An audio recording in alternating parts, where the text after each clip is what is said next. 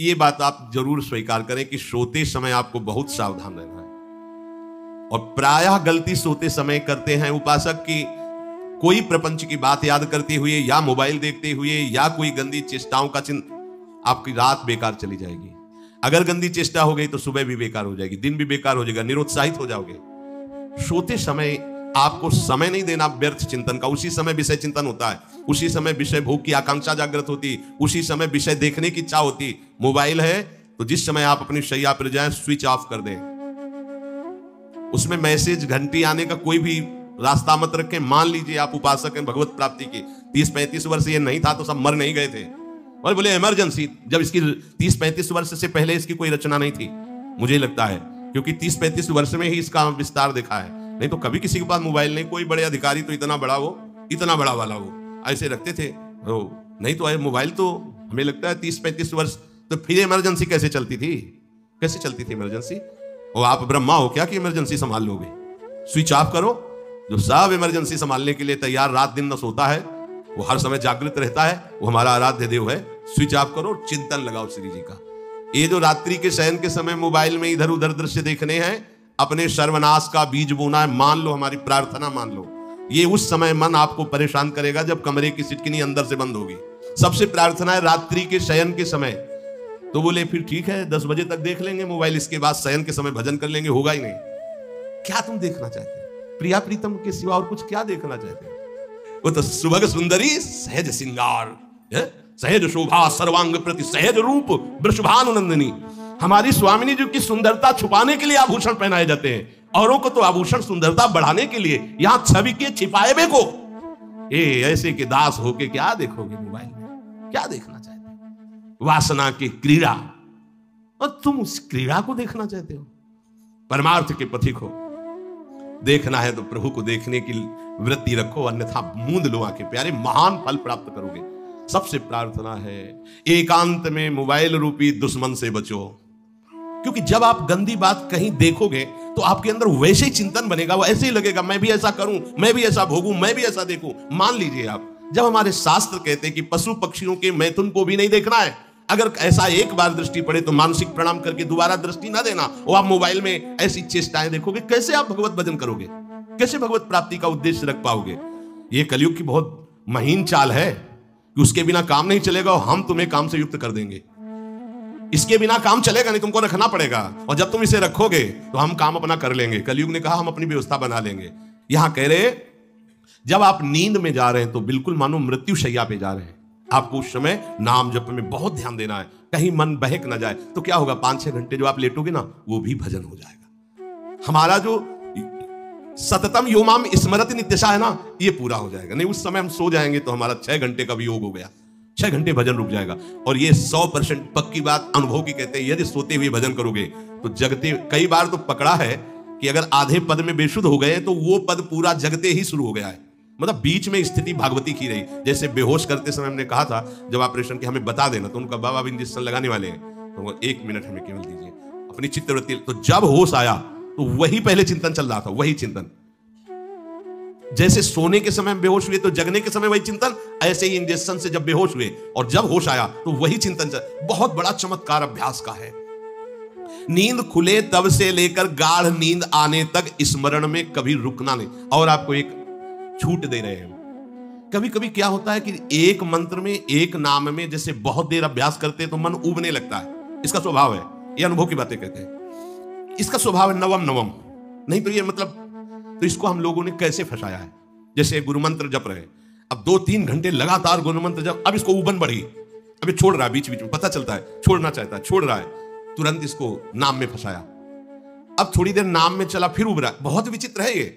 अब उसको फंसा दिया। उस पीछे की बात अभ्यास के समय, नमामि शमीशान निर्वाण रूपम विभुम व्यापकम ब्रह्मवेद स्वरूपम। चिंतन, पद गान करें, ये भगवान शिव पद गान कर रहे हैं, उसका चिंतन। निर्वाण रूपम विभुम व्यापकम ब्रह्मवेद स्वरूपम। अब अपने यहां अवसर है, सुंदर सुंदर कोई पद गुरु मंत्र जब करते हुए मन जब उबने लगे, राधा वल्लभ श्री हरिवंश, राधा वल्लभ श्री हरिवंश, राधा वल्लभ श्री हरिवंश, इसमें भी उबने लगे, शुरू कर जोई जोई प्यारो करे सोई मोही भावे, भावे मोही जोई। इसमें भी उगले लगे। सुधा निधि का कोई एक लाइन ले लो, ब्रह्मेश्वरादि सुदुरूह पदारविंद श्रीमत् पराग परमाद्भुत वैभव, ब्रह्मेश्वरादि सुदुरूह छोड़ना नहीं है, तू भाग में नवम नवम दे रहा हूं, नवम नवम। इसको फंसाने के लिए आपके पास अस्त्र हो, जैसे यहां चाकू, यहां पिस्तौल, तलवार, ये वो सब बिल्कुल वीर सजा रहता है, ऐसे ही अपने लोग सजे रहते। छोटा राधा, अब एकदम चिपक गया आके तो कैसे मारे, तो छोटी चाकू है ना वैसे। राधा राधा राधा, थोड़ा दूरी राधा वल्लभ श्री हरिवंश, थोड़ा और दूरी गुरु मंत्र, बड़े बड़े अस्त्र अपने पास रख ले। बहुत भाग रहा है तो फंसा दिया। प्रथम यथामति प्रणव श्री, अब लग पूरा पद गा उसमें लग, प्रथम यथामति प्रणव। भोजन पाते समय ऐसा अभ्यास किया है, 1 घंटा के पहले भोजन नहीं होता, चाहे 2 रोटी पाना हो, समय लगता है।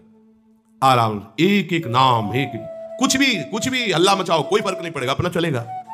अभ्यास स्नान के समय, भोजन के समय, किसी क्रिया के करते समय, किसी से बात करते समय, सोते समय, ये विशेष स्थान जहां में सावधान रहना है। यहां भजन छूटता है, ध्यान देना, यही भजन छूटता है। चलते समय, क्रियावान होते समय, प्रसाद पाते समय या किसी से बतराते समय, ये सब भजन के छूटने के स्थान है और यहीं पकड़ना है भजन को। जब आपको बिल्कुल न लगे तो मानसिक सब बंद कर दो और गुनगुनाने लगो। जो धुनी आपको अच्छी लगे उसी में नाम, कोई नाम लेके, संसार का चिंतन ना होने पावे, चाहे जो कुछ तुम जहां तुम्हारा मन आवे, गंगावरी गोदावरी कुछ भी, भागवतिक चिंतन के सिवा संसार के चिंतन न होने पाए। पहले ऐसे अनन्य बनो, फिर बाद में अनन्यता आती, रसना कटो जो अनरट। हाँ, विषय चिंतन कर रहे हैं, प्रपंच कर रहे हैं, बोले रसना कटो जो अनरटो। और नहीं बोल सकते, प्रपंच बोलेंगे बस, रसना कटो, ये शब्द वहां नहीं आते। पहले हम आपको छूट देते हैं, भक्त चरित्र, भगवान की चरित्र, नाम, कीर्तन, मंत्र, जो भी चाहो, संसार का चिंतन मत होने देना, पहले ये पकड़ो। फिर आगे चल करके जब पवित्र हृदय होगा तब ये निष्ठा आती, रसना कटो जो अनरटो, निरखी अनफुटो नयन। मान लो, संसार का चिंतन नहीं करने देना है इसको। आप जैसे बने वैसे करो भागवतिक चिंतन, कोई नाम ले लो, कोई मंत्र ले लो, तुम्हें जो प्रिय लगे, हम छूट देते हैं। ये नहीं करे कि रसना कटो जो अनरटो, ये बाद की बात है। हमें पहले इसका संसार चिंतन रोकना है। कैसे छूटेगा, कैसे छूटेगा, हमें ये पकड़ना है। नहीं तो निष्ठा की बात, जो हरि नाम जगत त्रिशिरोमणि वंश बिना कबहू, हरिवंश बोलेंगे नहीं, हरि बोलना नहीं है, हरि बोलना नहीं, क्योंकि जो हरि नाम जगत त्रिशिरोमणि वंश बिना, हरिवंश बोलना नहीं है, क्योंकि प्रपंच में रहती है। तो क्या करो, जो तुम्हें प्रिय लगे पहले उसे पकड़ो। ये हम अंदर की बात करें, प्रवचन की बात नहीं कह रहे। मन को फंसाना है हमें, राम कृष्ण हरि जहां लगे इसको लगा, पहले इसको फंसाओ, संसार का चिंतन ना होने दे। गीता, भागवत, भक्त चरित्र, कुछ भी कहीं भी इसे फंसाओ, पहले संसार का चिंतन ना होने दो, फिर लाओ इसको घुमा के निकुंज वाटिका में। फिर तो भागेगा ही नहीं, फिर नहीं भागेगा। अब सीधे निकुंज वाटिका में किसी महाभाग्यशाली गुरु आश्रित का लगेगा, अन्यथा बहुत प्रपंची मन है। आप आश्रय इधर का लोगे, प्रपंच का चिंतन करोगे, बात बनेगी। चिंतन छोड़ना है हमें, जैसे बने तैसे संसार का चिंतन छूट जाए तो हम विजय को प्राप्त होंगे। ध्यान दीजिए, इस परमात्म तत्व को वही प्राप्त कर पाता है जिसका राग बीत गया है, खत्म हो गया है, वैराग्यवान। ज्यादा परिश्रम नहीं है वैराग्य में, विवेक नहीं होने के कारण हम वैराग्य नहीं धारण कर पाते। हम बाहरी बातों को वैराग्य ले लेते हैं, ऐसा कपड़ा बदल लेना या कपड़ा ना पहनना या लौकी का कमंडल, मिट्टी का पात्र, तो हम अपने को वैरागी। बात यहां नहीं रुकेगी। वैराग्य का इतना ही मतलब नहीं, ये भी एक बाह्य अंग है वैराग्य का, पर वैराग्य का सच्चा स्वरूप है वीतरागा।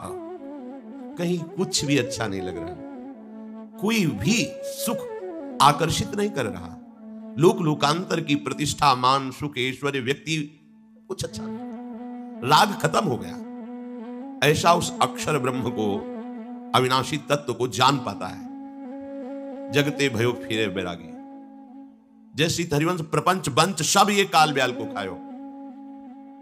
हालत यह है कि जैसे सांप ने मेढक को पकड़ रखा और मेढक सामने पतिंगा को, कीड़े को पकड़ना चाहता है, उसे यह पता नहीं कि मैं खुद किसी का कवल बन चुका हूं, वो एक झटके में मुझे अपने पेट में ले जाएगा। ऐसे ही हम सब हैं, काल के द्वारा ग्रसित। काल ने हमें पकड़ रखा है, पर हम भोग भोगना चाहते हैं, हम नाना प्रकार की मान प्रतिष्ठा पाना चाहिए। ये पता नहीं एक झटके में हमारा अस्तित्व ही खत्म हो जाएगा। जिनके अंतःकरण में किसी भी व्यक्ति, वस्तु, स्थान, पद, प्रतिष्ठा का राग ही नहीं रह गया है, उसे कहते हैं वैराग्यवान। वीतरागाः, राग ही नहीं है। जिनका अंतःकरण निष्पाप, निर्मल हो चुका है, जिनके हृदय में केवल भगवत प्राप्ति की उत्कट लालसा जागृत हो गई है, ऐसा साधन संपन्न उपासक परमात्म तत्व में प्रवेश पाता है, अध्यात्म मार्ग की ऊंचाई पर वो स्थित हो जाता है। यदि छंतु ब्रह्मचर्यम चरंती, जिनकी इच्छा एकमात्र भगवत प्राप्ति की है, यदि छंतो, उनको क्या करना होगा? ब्रह्मचर्यम चरंती, ब्रह्मचर्य का पालन करना होगा। प्रत्येक इंद्रियों का निर्विषय हो जाना वास्तविक ब्रह्मचर्य है। केवल जनेंद्रिय से ही ब्रह्मचर्य को नहीं लेते। हमारी प्रत्येक इंद्रिय भोगों से रहित होकर भगवत अनुराग में नेत्र प्रभु को देखना चाहते हैं, त्वगेंद्रिय प्रभु को स्पर्श करना चाहती है, घ्राणेंद्रिय प्रभु के श्री अंग की गंध पाना चाहती है, श्रवणेंद्रिय प्रभु के वचन सुनना चाहती है। एक एक इंद्रिय अपने प्रभु में लग गई, अंतर्मुख हो गई, बाहर विषयों का त्याग हो गया। इसे ब्रह्मचर्य कहते हैं। पर प्रारंभिक ब्रह्मचर्य में जनेंद्रिय का ब्रह्मचर्य अत्यंत आवश्यक है। यदि जनेंद्रिय जन्य व्यभिचार दोष से युक्त है तो कदापि उसे भगवत प्राप्ति नहीं हो सकती। शुभ गति व्यभिचारी शुभ गति चाहे, असंभव। और भगवत मार्ग में सबसे बड़ा दुश्मन यही व्यभिचार दोष है, काम। इसी से हमारा हृदय मलिन होता रहता है। अंधा बटे वो बड़ा चबाए वाली दशा रहती है। हमें 50 वर्ष हो गए, अरे 50 जन्म हो जाए, तुम व्यभिचार करो, गंदी बातें करो, गंदे चिंतन करो, समय व्यतीत करें, अनंत जन्म व्यतीत हो गए, भगवत प्राप्ति हुई क्या? 50 वर्ष से भगवत प्राप्ति हो जाएगी क्या? 5 मिनट काफी है भगवत प्राप्ति में। एक बार नाम काफी है। वो स्थिति तो लाओ। बार बार बहिर्मुख वृत्तियों के द्वारा विषयों में सुख बुद्धि कर लेने से हमारा सारा का सारा अध्यात्म चिंतन बदलता रहता है, इसलिए लाभ नहीं मिल पाता, एक रस चिंतन नहीं रह पाता। बार बार विक्षेपी विषय करते रहते हो, हम सहते रहते हैं और भोगते रहते हैं। एक बार तो हिम्मत करके उठो। अवलो नशानी अब ना नशई हो, एक बार तो दृढ़ बनो। बस मन के अनुकूल चलने की बात को तुम्हें रोकना होगा, तभी तुम्हारे अंदर यदि छंतो, ऐसी इच्छा जागृत होगी। पक्का पक्का ऐसा ही है। जब हम किसी विषय के वेग को सहते हैं, विषय नहीं भोगते हैं, तो मन बहुत जलाता है। उस जलन में फिर एक ही बात होती है, बस भगवत प्राप्ति हो जाए, झंझट खत्म हो जाए। कब तक हम इसमें चलेंगे? एक बार भगवत, वो जलन हमको भगवत प्राप्ति की इच्छा प्रकट करती है। अपने लोग क्या करते हैं? जलन को मिटाने की कोशिश करने लगते हैं, तो भगवत प्राप्ति की इच्छा क्या, भोग प्राप्ति की तृष्णा जागृत हो जाती है। भोगे हुए भोगों को बार बार भोगने की इच्छा का नाम तृष्णा है। बाहर और भीतर से कोई सहयोगी नहीं, जल रहा है उपासक, तब रास्ता निकलता है भगवत प्राप्ति का, तब इच्छा प्रकट होती। अब नहीं, बहुत जल लिया, अब तो केवल प्रियाजू के समीप जाना है, अब तो प्रभु के सानिध्य में रहना है, नहीं इन भोगों की जलन में जलना है। पर यहां तक पहुंचने के लिए जलना होगा, तभी लिखा सहित सहित बाढ़े भगति तास्तितिक्षस्व भारत, क्योंकि आगमा पाइनो अनित्यास, ये नाशवान काम क्रोधादि तुम्हें प्रेरित करेंगे, तुम इनके वेगों को सह जाओ। ये स्थायी नहीं है, आगमा पाइनो है, आने जाने वाले हैं, और ये सहन करने से नष्ट होते हैं, भोगने से बढ़ते हैं। यदि छंतो, अगर भगवत प्राप्ति की इच्छा है तो ब्रह्मचर्यम चरंती, ब्रह्मचर्य का पालन करना ही होगा। इसमें कोई गुंजाइश नहीं, क्योंकि आप चल ही नहीं सकते। ध्यान से सुन लो, ये मनोरंजन का मार्ग नहीं है।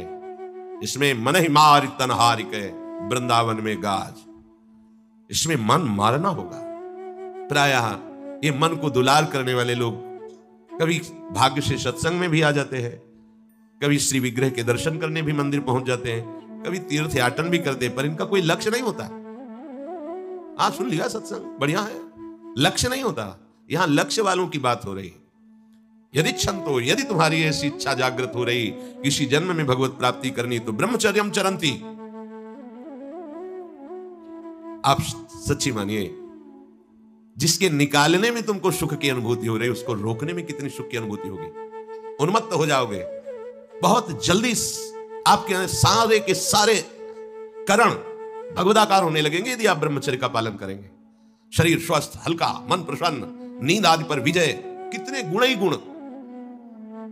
और ब्रह्मचर्यहीन आलस्य, प्रमाद, भोगों का चिंतन, मन का डिप्रेशन में पहुंचना, कमर में दर्द, टांगों में दर्द, सर में दर्द, घबराहट होना, बिना किसी कारण के मन भयभीत हो रहा है, भोजन अपच हो रहा है, बिना किसी प्रक्रिया के वीरनाश हो रहा है, बिना किसी प्रक्रिया के।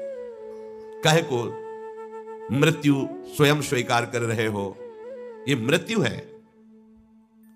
चाहे भगवान दत्तात्रेय जी बोल रहे हैं या भगवान कपिल देव जी बोल रहे हो, जब उपासक को संबोधन करते हैं भगवत प्राप्ति के लिए तो कहते हैं कि इस भोग वृत्ति को साक्षात मृत्यु रूप देखो, ये मृत्यु है तुम्हारी। जब शरीर राग त्यागना है तो तुम शरीर से भोग भोगोगे तो आसक्ति शरीर की पुष्ट होगी, आसक्ति भोग सुख की पुष्ट होगी, है नहीं। कितने दिन शरीर रहेगा, कितने दिन भोग रहेंगे। विचारवान बनो, ब्रह्मचर्यम चरंती, ब्रह्मचर्य का पालन करो। उपासक जो ब्रह्मचारी होता है उसका खिला हुआ चेहरा रहता है, जैसे कमल खिला हुआ, बिना किसी कारण के उसकी मुख मुद्रा में प्रसन्नता होती है। जो ब्रह्मचर्यहीन होता है बुझा हुआ चेहरा होता है, तेजहीन, बिना किसी कारण के वो शोकग्रस्त लगता है। बैठा है, आपको लग रहा है शांत है, लेकिन आप चेहरे को देखो, वो एक शोकग्रस्त है, कुमलाया हुआ चेहरा, अशांत चेहरा। मुख प्रसन्न, तन तेज विराजा, यह है ब्रह्मचर्यम चरंती, भगवत आराधन संपन्न उपासक का। जैसे आग में पैर रखते हुए कोई चले तो कैसे चलेगा, ऐसे ही ब्रह्मचारी की पहचान है। इतनी स्फूर्ति उसके अंदर होती, जैसे आग में चलने वाला पूरा पैर नहीं रख पाएगा, अगला कदम रख देगा क्योंकि ताप लग रहा है, ऐसी उसकी स्फूर्ति होती पैरों में। उसकी आंखें एकाग्र रहती है, चंचलता इधर उधर या बार बार झपकना यह भी सही पुरुष का लक्षण है। बार बार पलक झपकना यह भी सही पुरुष का लक्षण है। इधर उधर ताक झांक, चंचलता, ऐसा बैठे तिनका तोड़ रहा है, पैर हिला, ये सब विषयी पुरुष के लक्षण है। ये तो बिल्कुल साधारण स्पष्ट दिखाई देता है आदमी विषयी है या ब्रह्मचारी, एक सेकंड में लक्षण होते हैं। आपको जब भगवत मार्ग का अवसर मिला है तो गृहस्थ हो, संतान हो गई, ब्रह्मचर्य से रहो। नहीं चाहिए संतान तो भ्रूण हत्या, गर्भ हत्या जैसे महापाप करने की क्या जरूरत है। उसी वीर से संतान उत्पन्न होती है जिसको आप नष्ट कर रहे हो, जिसको आप ऐसे पानी में बहा रहे हो, व्यर्थ फेंक रहे हो, तो उसको भ्रूण हत्या का पाप लग रहा है, तो तुमको पुण्य लग रहा है, वीरपात कर रहे हो तुम्हें भी वही हत्या लग रही है, क्योंकि उसमें वही जीवात्मा है जो मां के गर्भ में जाके बालक रूप धारण कर लेती है, उसको तुम नष्ट कर रहे हो। और बुद्धि भ्रष्ट हो गई है, समझ में नहीं आता, व्यर्थ में वीरपात करते हो, व्यर्थ में। तुम्हारा भजन बनेगा, तुम अध्यात्म के योगी बनोगे, मजाक है अध्यात्म का मार्ग। होश में हो जाओ, ये मन की दुलार को बंद करो।